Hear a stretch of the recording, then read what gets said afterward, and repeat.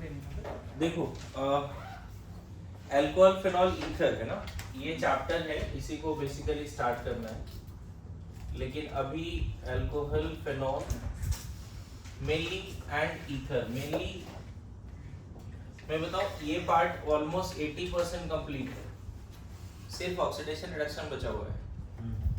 Oxidation reduction नहीं हुआ है, बाकी सब हो गया है, समझ गए? तो ये पार्ट भी आजकल में कर लेंगे। ये पार्ट भी लगभग में 90% कंप्लीट है। इसमें सबसे इंपॉर्टेंट तो वही है विलियमसन सिंथेसिस ऑफ ईथर, और एक है HX के साथ reaction of ether with HX, है ना। और जो 10% बाद प्रिपरेशन वाला थोड़ा बहुत एक दो रिएक्शन बचा है, वो NCERT से ही पढ़ना है। थोड़ा सा EAS एरोमेटिक ईथर का पढ़ना है। मेनली ये जो पार्ट है ये अच्छा खासा पार्ट अभी पेंडिंग है, तो सबसे पहले हम लोग इसको पढ़ेंगे। मतलब ऐसा नहीं कि डिस्कशन नहीं है, डिस्कशन ऑलमोस्ट हो चुका है, लेकिन इस पर्टिकुलर हेडिंग को देख के इसको समझना ये आज का टास्क है, ठीक है। तो हेडिंग क्या देना है हमें? फेनॉल, ठीक है। पूरा टैप टेस्ट, पूरा SRG इसी पे, सिर्फ फेनॉल पे, समझ गए? SRG में अल्कोहल भी ईथर के क्वेश्चन मतलब रहेंगे, हो सकता है ईथर के भी HX के क्वेश्चन हो, लेकिन इस पे मान के चलो कि 30+ क्वेश्चंस होंगे, ठीक है। तो थोड़ा ध्यान अच्छे से दिया जाए। लिख दिया फेनॉल। तो फेनॉल का जो NCERT में एक और नाम दिया है फेनॉल, तो कार्बोलिक एसिड भी बोलते हैं। आपके मॉड्यूल में भी नाम है ना। फेनॉल का एक और नाम क्या है बच्चे? कार्बोलिक ना, कार्बोलिक सही है क्या? कार्बोनिक तो नहीं होगा, कार्बोनिक है क्या? कार्बोलिक एसिड, बोलिक, कार्बोलिक एसिड है ना। हालांकि फेमस IUPAC नेम फेनॉल है, IUPAC एक्सेप्टेड है, कॉमन नेम है, लेकिन IUPAC एक्सेप्टेड है, ठीक है। इसके बारे में ज्यादा कुछ क्या ही बोल सकते हैं। मान लो एक OH ग्रुप है तो क्या होगा, 2 OH ग्रुप है बेंजीन में तो क्या होगा, थोड़ा नेमिंग वाला पार्ट कर लेते हैं, ठीक है। सबसे पहला पार्ट मैंने हमेशा बोला है, कोई भी हेडिंग दो तो नेमिंग एंड दूसरा physical property.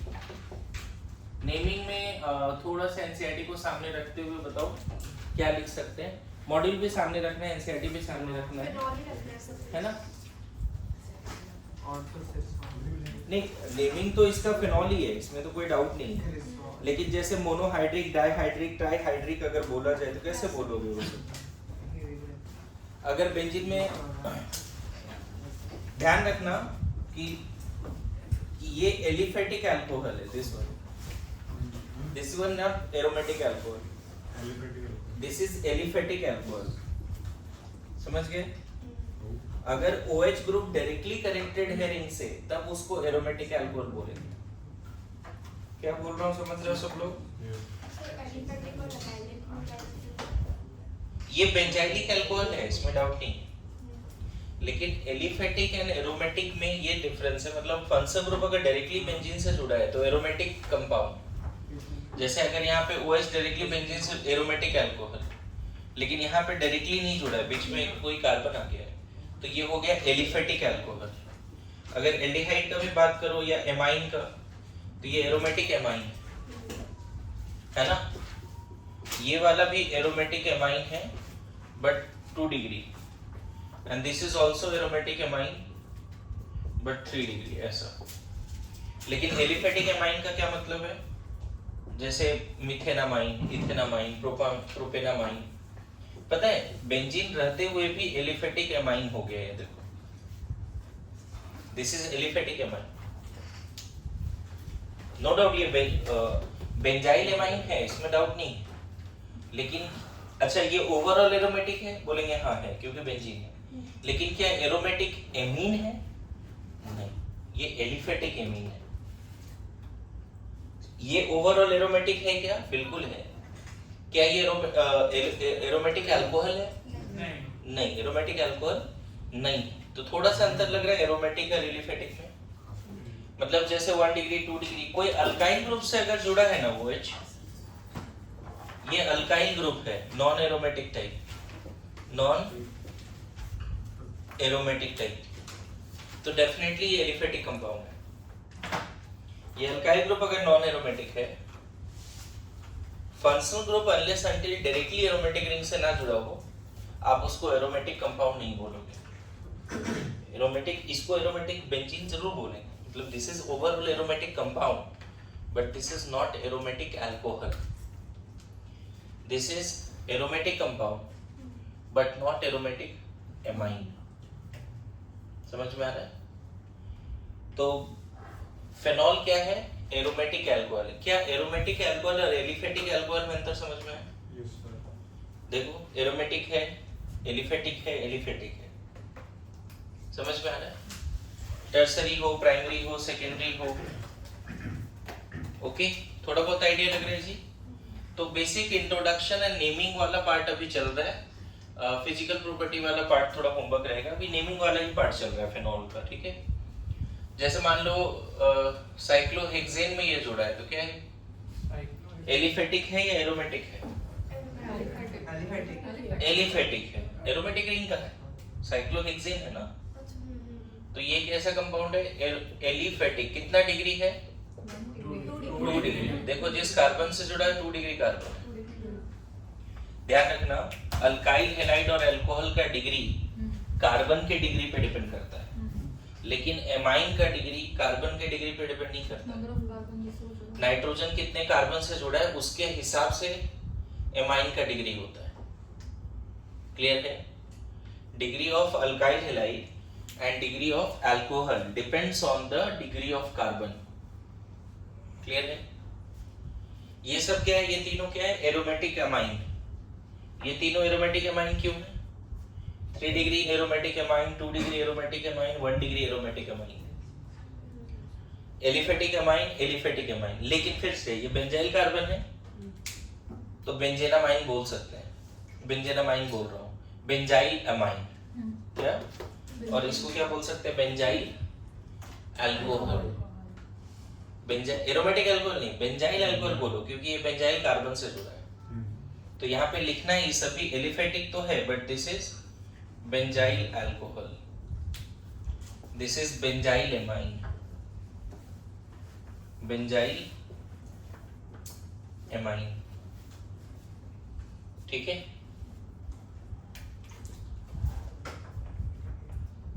Done? Phenol is aliphatic alcohol और एरोमेटिक अल्कोहल? Aromatic alcohol. ठीक है?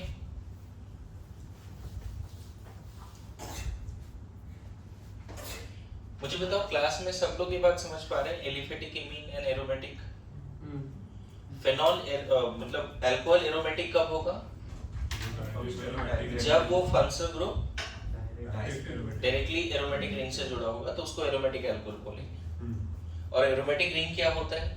Cyclic conjugated planar 4n+2 pi electron follow करना चाहिए। एरोमेटिक रिंग का मतलब सिर्फ बेंजीन नहीं होता। Okay, done? ये बताओ, ये एरोमेटिक अल्कोहल है या एलिफेटिक अल्कोहल है?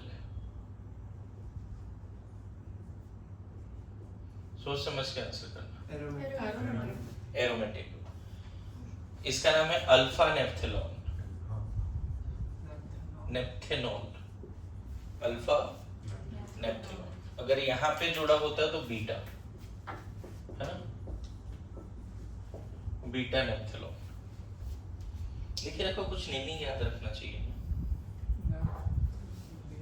नेप्थलीन है ना, उसी से नेप्थेनॉल।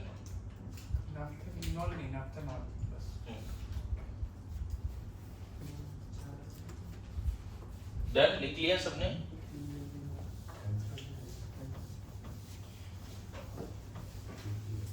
जैसे वो पूछ रहे थे कि सर एलाइलिक अल्कोहल क्या होगा? देखो, ये एलाइलिक कार्बन, यहाँ OH है तो allylic alcohol, this is allylic alcohol. Pi bond से कनेक्टेड sp3 कार्बन पे अगर प्लस चार्ज होगा तो एलाइलिक कार्बोकेटायन, माइनस होगा तो एलाइलिक कार्बन, रेडिकल होगा तो एलाइलिक रेडिकल, हैलोजन होगा तो एलाइल क्लोराइड, OH है तो allyl alcohol, allyl amine NH2 होगा तो, है ना। जैसे मान लो ऐसा है, ये बताओ एलाइलिक अल्कोहल है या नहीं? दिस इज एलाइलिक अल्कोहल, दिख रहा है? एलाइल यहाँ पता है प्लस होगा तो एलाइलिक कार्बोकेटायन, माइनस होगा तो एलाइलिक कार्बोनाइड, रेडिकल तो एलाइलिक कार्बन रेडिकल, यहाँ क्लोरीन होगा तो एलाइलिक क्लोराइड। क्लियर है? अच्छा ये कैसे अल्कोहल है? 2 डिग्री 1 डिग्री 2 डिग्री, ये क्योंकि देखो जिस कार्बन से OH जुड़ा हुआ है वो 1 डिग्री कार्बन है, यहाँ जिस कार्बन से OH जुड़ा हुआ है वो 2 डिग्री कार्बन है।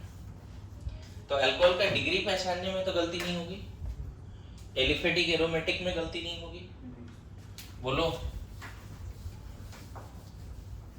सब लोग, पता है? जैसे अगर ये है, यहाँ NH2 है और यहाँ OH है, तो degree of alcohol and degree of amine क्या है? 1 डिग्री अमाइन 2 डिग्री अल्कोहल। देखो NH2 ग्रुप नाइट्रोजन जितने कार्बन से जुड़ा है उसके हिसाब से डिग्री है, ये प्राइमरी एमाइन है, और यहाँ पे डिग्री है 2 डिग्री अल्कोहल। यही अंतर है। क्यों? क्योंकि OH की डिग्री, और यहाँ पे अगर हैलोजन भी होता तो 2 degree halide. Degree of halide कैसे डिसाइड होता है? और डिग्री ऑफ अल्कोहल कौन से कार्बन से जुड़ा है? ये गलती मत करना। नाइट्रोजन की डिग्री, एमाइन की डिग्री डिसाइड होती है कितने से जुड़ा है। जैसे 3 डिग्री एमाइन अगर बात करो तो वहां पे 3 ग्रुप होना चाहिए। देखो 3 degree amine, nitrogen connected with 3 carbon, यहाँ पे भी कार्बन है ना। अल्कोहल का डिग्री डिसाइड होता है, देखो ये 3 डिग्री अल्कोहल है, 3 degree alcohol, 3 degree amine. Good to go? बोलो यहाँ तक समझ में आ रहा है? आगे बढ़े। कुछ नेमिंग का इंपॉर्टेंट क्वेश्चन है मॉड्यूल में, ये हटा दो बच्चे। एलाइलिक सब लोग समझ गए? एवरीबॉडी एलाइलिक समझ गए?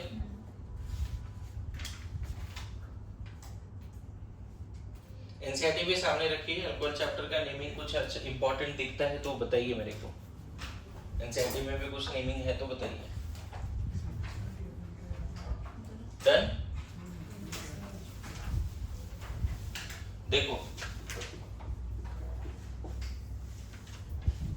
ये बताओ एलाइलिक अल्कोहल है या बेंजाइलिक है या बोथ? बोथ।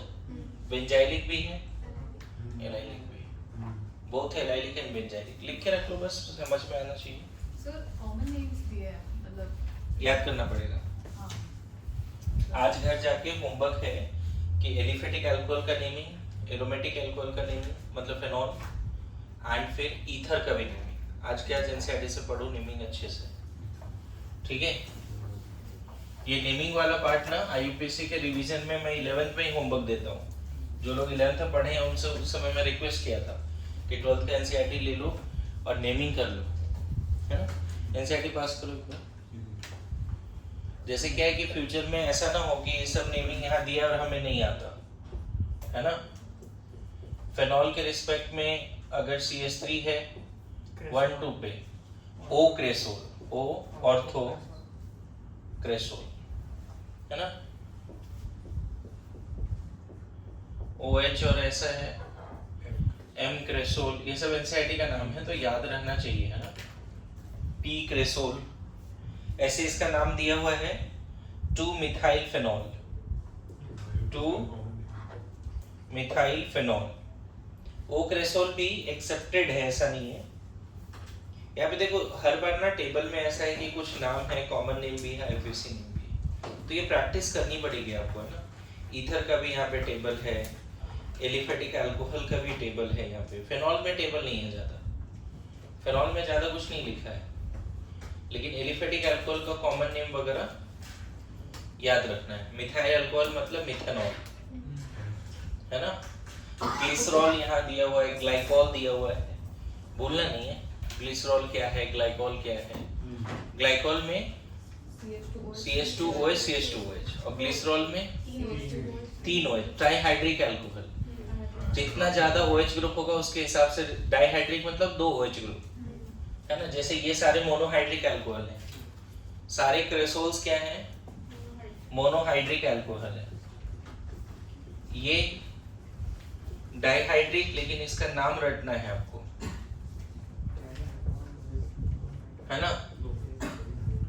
एनसीईआरटी में इसका नाम दिया हुआ है, केचेकोल, इसका दिया बेंजीन 1,2 डायोल, बेंजीन 1,3, बेंजीन 1,4। तो इन सब का नाम लिख लो।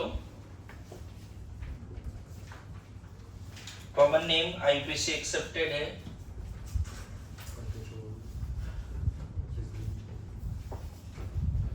है ना। Hydroquinone, hydroquinone.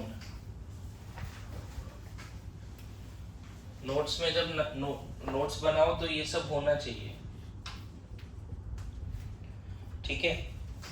मुझे नहीं लग रहा इसमें ज्यादा कुछ आपको याद रखना है। अल्कोफेनॉल पे इतना ही काफी होगा। ये एलाइलिक बेंजाइलिक दोनों है, थोड़ा ध्यान रखिएगा। ईथर में 2-3 नाम याद कर लेना।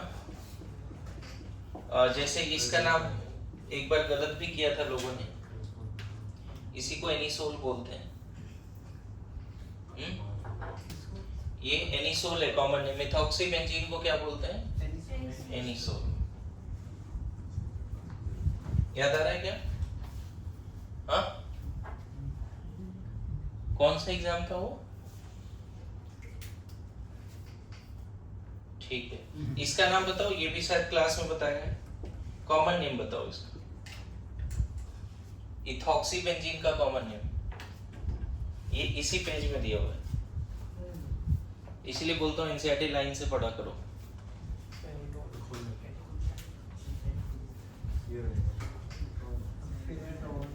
मिला? क्या नाम है?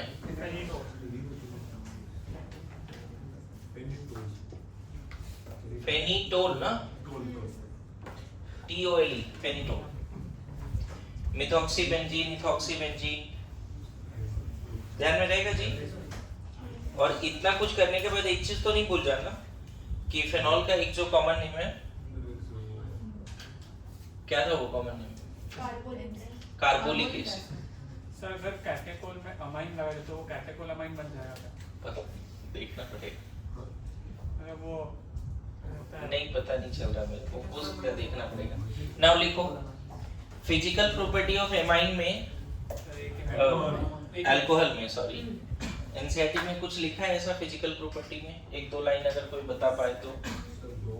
मॉड्यूल में, एनसीईआरटी में, मॉड्यूल में दिए हैं 5 पॉइंट दिए हैं। हाँ, मॉड्यूल में 5 पॉइंट दिए हैं। फिजिकल प्रॉपर्टीज ना, फिजिकल प्रॉपर्टीज। हवा के कांटेक्ट में पिंक पिंक हो जाएगा, पॉइजनस होता है, बट एंटीसेप्टिक एंड डिसइंफेक्टेंट 0.2% में एंटीसेप्टिक, 1% में डिसइंफेक्टेंट, और H बॉन्डिंग होती है उसमें। एच बॉन्डिंग होती है इसलिए बॉडी लिक्विड है, लिक्विड है, बॉइलिंग पॉइंट ज्यादा है क्योंकि H बॉन्डिंग होती है, यही ना। सॉलिड। फेनॉल सॉलिड है, phenol is a colourless crystalline solid. Phenol is a, colourless crystalline solid भी है। अच्छा हाँ सही है। फिजिकल प्रॉपर्टी में दिया phenol is a colourless crystalline solid भी दिया है। It attains pink colour on exposure to air and light. It is poisonous in nature and act as antiseptic and disinfectant. देखो जो हमारा जो ये मॉड्यूल है ना, इसमें एनसीईआरटी के लाइंस एग्जैक्टली लिखे हुए हैं, एनसीईआरटी के लाइंस लिख दिए हैं सारे। It is slightly soluble water, readily soluble, soluble in water due to intermolecular H bond high boiling point, corresponding to hydrocarbon and aryl halides. Chlorobenzene phenol में पूछ दिया किसका बॉइलिंग पॉइंट ज्यादा है, तो फेनॉल। क्लोरोबेंजीन और फेनॉल में boiling point पूछ दिया किसका ज्यादा है, क्या बोल देंगे बच्चे? फेनॉल। ध्यान रहेगा। नाउ अब बड़ा इंपॉर्टेंट शुरू करते हैं, लिखो प्रिपरेशन ऑफ फेनॉल। ये सब लिखना है क्या फिजिकल प्रॉपर्टी? जगह छोड़ो, लिखने का भी टाइम नहीं दे रहा हूँ, ठीक है। प्रिपरेशन ऑफ फेनॉल, क्योंकि एनी हाउ टॉपिक कंप्लीट करना है और आज ऑक्सीडेशन रिडक्शन भी कोशिश करेंगे अगर हो गया सारा पर। ऑक्सीडेशन रिडक्शन हो गया ना? मतलब ऑक्सीडेशन ऑफ अल्कोहल कम से कम, सारा तो नहीं। अभी क्या पढ़ने जा रहे हैं बच्चे? Preparation of phenol. Normal alcohol नहीं, ठीक है, फेनॉल बनाना है। पहला रिएक्शन आपको लगेगा अपना सा, अगर आप पढ़ने लिखने वाले बच्चे हो तो 623 डाउट प्रोसेस है। Very good. ये क्या मैकेनिज्म क्या है बच्चे, थोड़ा बहुत याद है? ARSN by carbonylic mechanism, ARSN2 mechanism नहीं बता रहा हूँ, है ना? बड़ी मुश्किल से ये होता है कि इस पर अटैक करता है ना? मन तो नहीं मान रहे, चलो थोड़ा सा बता देता हूँ। क्या होता था हाई टेम्परेचर, आपको याद है alkyl aryl halides are extremely less reactive, लेकिन फिर भी हाई टेम्परेचर के प्रेजेंस में उसी कार्बन पे अटैक होता है जहाँ पे हैलोजन है। देखो मैकेनिज्म बहुत ही इजी है, इसीलिए बता रहा हूँ। कार्बन आयन बना, पता है रेजोनेंस करता है, यहाँ नेगेटिव यहाँ नेगेटिव, इसीलिए बोला था क्लोरीन के रिस्पेक्ट में ऑर्थोपैरा पे NO2 हो तो रेट ऑफ ARSN2 बढ़ जाता है। इसके बाद वाला स्टेप में ना हीट के प्रेजेंस में इसको वापस कर और Cl को निकाल दे, OH को मत निकाल, ऐसा कुछ। इतना सिंपल मैकेनिज्म है, ध्यान में आ रहा है? Phenol, preparation of phenol.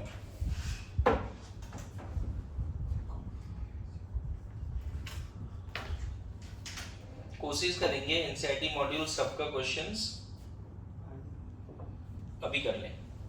NCERT में भी जितने मेथड ऑफ प्रिपरेशन दिए सब कर लें।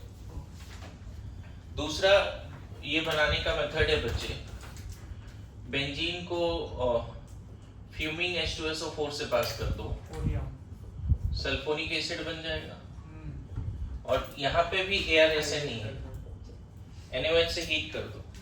जैसे यहाँ क्लोरीन हटता तो SO3 गैस हटेगा, यहाँ पर भी OH माइनस है, इस पर अटैक करेगा, कार्बन आयन बनेगा, तो ये भी ARSN2। हाँ बिल्कुल वैसा ही कुछ है, वैसा ही कुछ है, समझे? मतलब आप सल्फोनिक एसिड से भी बेंजीन बना सकते हो, एनसीईआरटी में क्वेश्चन दिया हुआ है। बेंजीन से पहले सल्फोनिक एसिड बना लिया, हाँ मतलब डायरेक्टली बेंजीन से फेनॉल नहीं बन रहा है, ठीक है? एक और मेथड अभी देता हूँ, वो भी लगेगा आपको अपना से।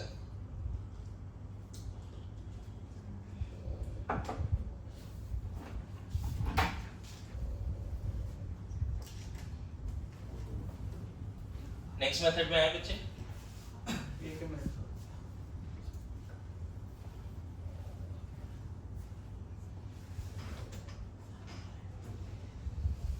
क्या हो गया? तो फिर ठीक, ऑल गुड। केक नहीं मिला तुमको? एक केक दो जी उसको, उदास हो गया। अच्छा मैंने छुपा के नहीं रखा है, वो वहीं पे रखा हुआ था वो बिफोर एनी एलिगेशन।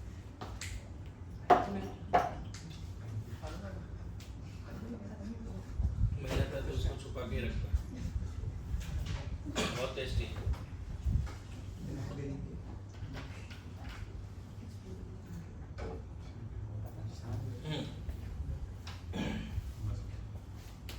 आगे बढ़े। नेक्स्ट रिएक्शन देखो, शायद तुम्हें अपना सा लगे अगर तुमने पढ़ाई लिखाई किया है तो, जैसे थोड़ा लेंदी लिख देता हूँ, हालांकि कहाँ से स्टार्ट करना चाहिए वो समझो। Carbon plus calcium CaC2 hydrolysis, calcium carbide, red hot tube से रेड हॉट Fe ट्यूब क्या होता है? बेंजीन बनता है ना? हाँ बिल्कुल, ट्राइमराइजेशन से क्या बन जाता है? फेनॉल नहीं बनता अभी, इसका नाइट्रेशन कराओ पहले, नाइट्रोबेंजीन। नाइट्रोबेंजीन का बहुत सारा रिएजेंट है रिडक्शन के लिए, हाँ तो अभी डाइजोनियम H2 निकेल है, SnHCl है, FeHCl है ना? एनिलीन, NiLH4 वगैरह भी ले सकते हैं। ये सब रिड्यूसिंग एजेंट है जो पार्ट नहीं कराया। मैं फिर बोल रहा हूँ, इसी से 4 क्वेश्चन है अभी एग्जाम में, देख इधर एसआरजी में टैप टेस्ट में भी रहेगा इसी। इसके बाद इसको diazotization HNO2 plus HCl 0 to 5 degree, याद है हाँ क्या बन जाता है diazonium salt N2 plus Cl minus। अब यहाँ पे याद कर लिस्ट ऑफ रिएजेंट दिया था, हाँ इसके बाद पार्टी से सिलेक्ट कर लेकिन हमको बनाना है फेनॉल। फेनॉल ले लो या NaOH ले लो, है ना। याद करो फ्लोरीन लगाना था तो क्या करते थे, NaBH4 BF4 BF4 NaBF4 strong heating. Chlorine लगाना होता था तो क्लोरीन लगाना होता था तो HCl CuHCl या CuCl Cu2Cl2 HCl ऐसा। एक गेटरमैन था, एक सेडमेयर था। कौन सेडमेयर है कौन गेटरमैन है वो याद करना है। एक और एनसीईआरटी में लाइन है, तुम्हें मैं डाउट में डाल रहा हूँ कि गेटरमैन से यील्ड अच्छा मिलता है या सेडमेयर से।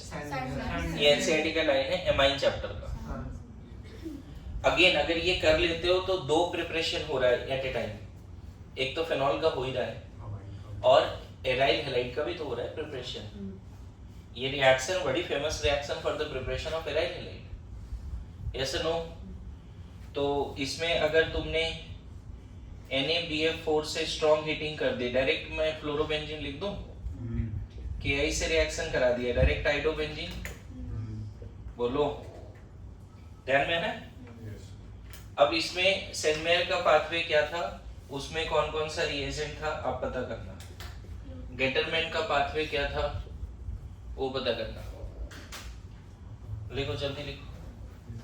सो डाइजेनियम सॉल्ट से भी आप फेनॉल बना सकते हो। तो नेक्स्ट मेथड ऑफ प्रिपरेशन लिखो,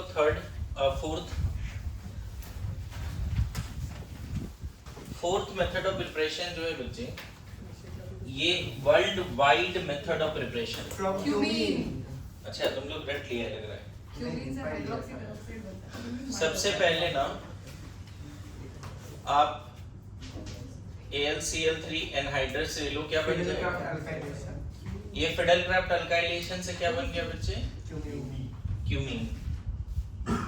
क्यूमीन है ना। क्यूमीन को फिर O2H हेल्पर कंडीशन। क्यूमीन में जो ये बेंजाइलिक कार्बन है ना उसका CH बॉन्ड एक्स्ट्रा सेंसिटिव है, इसका CH बॉन्ड।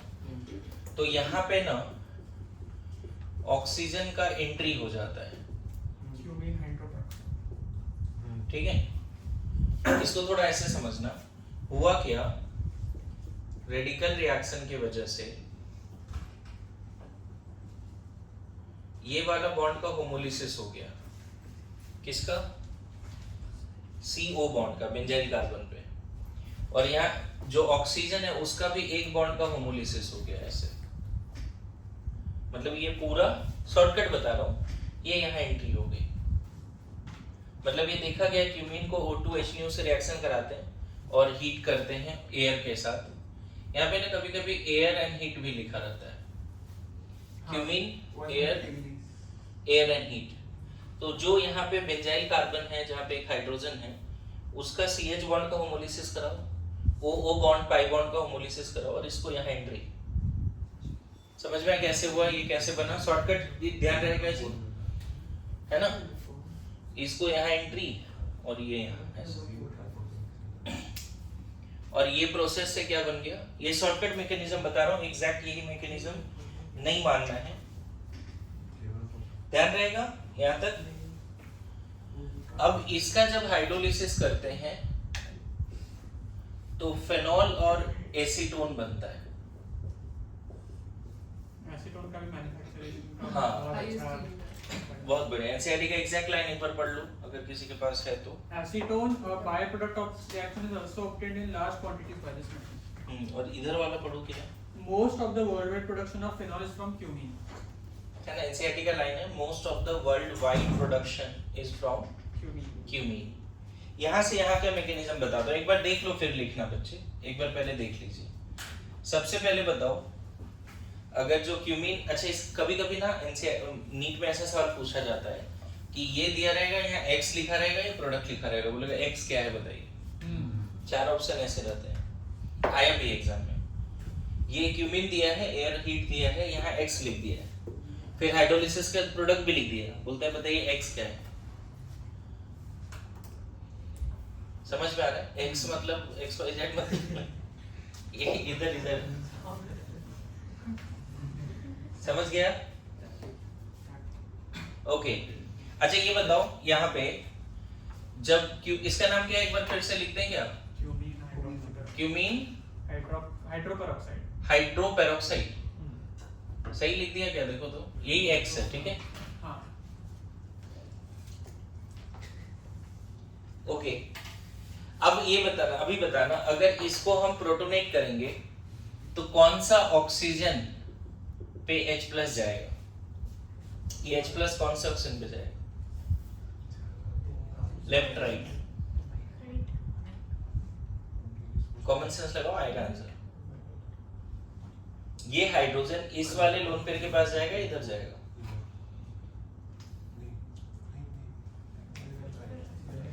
देखो कहीं ना कहीं OH ग्रुप को हटाना है बच्चे, कॉमन सेंस लगाओ। OH ग्रुप को हटाना है, समझे ना? बातें नहीं,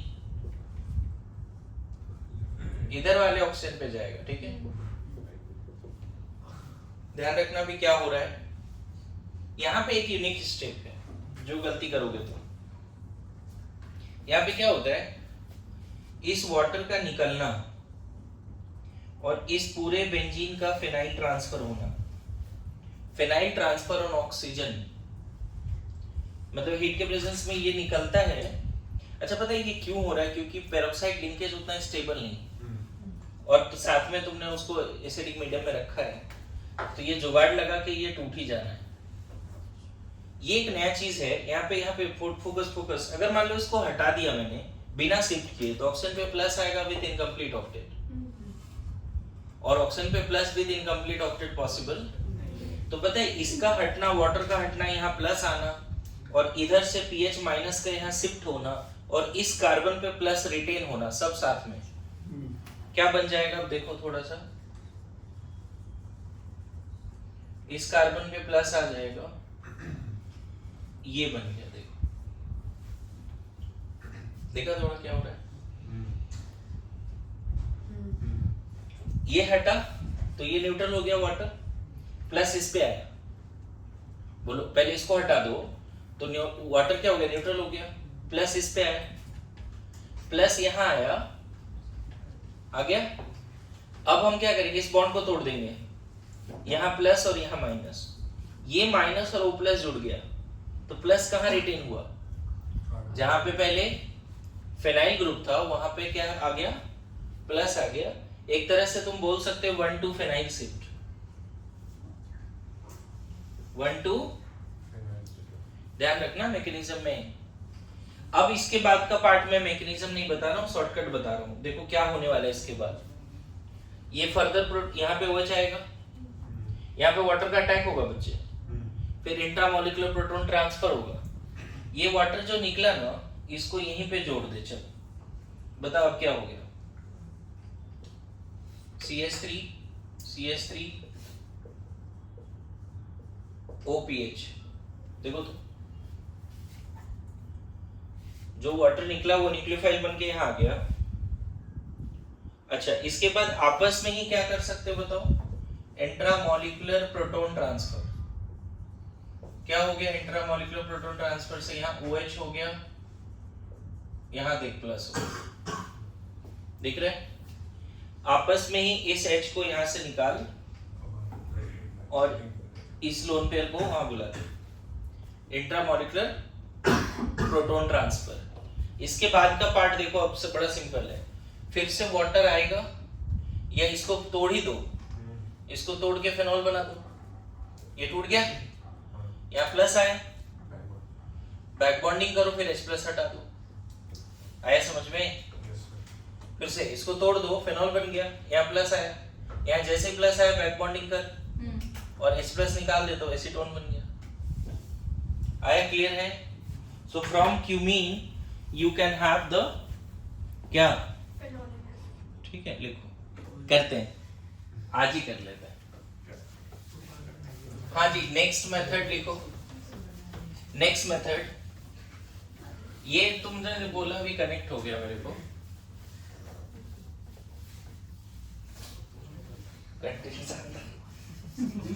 ओके, नेक्स्ट मेथड। आपको याद होगा इसको क्या बोलते हैं? Salicylic acid. अगर हम इसको हटा दें तो फिनॉल ही तो बचेगा। तो थर्मल डिकार्बोक्सिलेशन करा दो। मतलब ये जुगाड़ है एक तरह से। फिनॉल बनाना है तो एक रिएक्शन ये भी हो सकता है कि डिकार्बोक्सिलेशन कर लो, है ना? सैलिसिलिक एसिड का डिकार्बोक्सिलेशन से फिनॉल बन जाएगा। इसमें डाइफिनॉल सिस्टम बना सकते हैं क्या कोल्बिसिलिकोलिसिस से? नहीं। कॉलवेज मत कराओ। अच्छा, और कोई मेथड दिया है फिनॉल का? एक बार जल्दी देखो फिर आगे बढ़ते हैं। केमिकल रिएक्शंस में आगे बढ़ेंगे। सर एक बेंजीन के भी दिया है। हाँ, V2O5 V2O5 300 डिग्री। हाँ, वो शायद हाइड्रोकार्बन में था ना? हाँ जी। तो लिख लो, उतना इंपॉर्टेंट तो नहीं है। उसमें दो पार्ट है कि दो टेम्परेचर हाइड्रोकार्बन का मॉड्यूल में देखना। एक V2O5 है, और एक मालिक है। नहीं V2O5 कितना 350 300 डिग्री सी, और यही है V2O5 ही है 350 डिग्री सर। 350। मालिक है। इसमें फेनॉल तो बन जाता है, ये रटने वाला पार्ट है बच्चे, ऑक्सीडेशन जैसा। और इसमें मेलिक एनहाइड्राइड। देखो ये कैसे बनता है, थोड़ा सा आइडिया देता हूं आपको। देखो यहाँ पे अगर ये बॉन्ड तोड़ देंगे और ये तोड़ देंगे तो इस कार्बन पे कार्बोक्सिलिक एसिड और इस पे कार्बोक्सिलिक एसिड आ जाएगा। इसको तोड़ दिया, ये कार्बन किस में चेंज हो गया देखना, इधर एज इट इज रहने दो, ये बन गया ऐसा। ये पाई बॉन्ड जैसे ओजोनलिसिस होता था ना, इसको तोड़ दिया, इसको तोड़ दिया, तो यहाँ COH। अब यहाँ से हीट करोगे तो वाटर निकल जाएगा, तो बन जाएगा मेलिक। पता है दोनों एसिड सेम साइड में होता है इथीन का तो मेलिक, और अपोजिट साइड होता है तो फ्यूमेरिक। ये जो इथीन है ना ऐसा, अगर इसमें दोनों एसिड सेम साइड होगा तो मेलिक, और अगर अपोजिट साइड होगा तो फ्यूमेरिक।